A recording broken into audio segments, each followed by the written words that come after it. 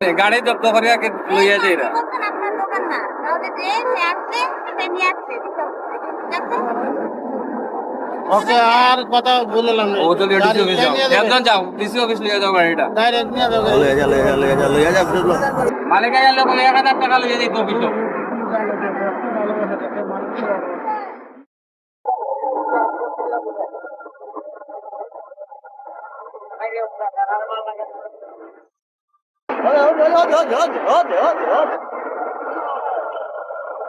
আগে বলছে ঈদের আগে ঈদের পরে বলতেছে ঈদের পরে হবে না তো আপনারা কথা আর বলবো না এই কথা আপনারা প্রত্যেকদিনই বলেন না পাবেন না না না পাবেন না বলতে এটা তো নিয়ম আচ্ছা আপনি একটা কথা বলেন এখানে তো বসা দিলি আপনি এসব কথা বললে তো হবে ঠিক না। আছে 2-300 টাকা আপনি এসব কথা বললে তো হবে না আপনারা তো নতুন না অনেক দিন ধরে বসে নাম কি?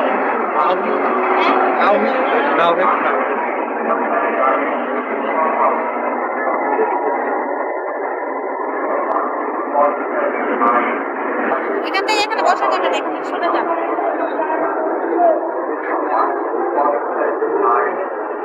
আরেকটা ওইটা কই ওইটা ধরতে না গাড়ি না গাড়ি টানিয়ে নিয়ে একটা ছিল একটা ধরতে পারা নাই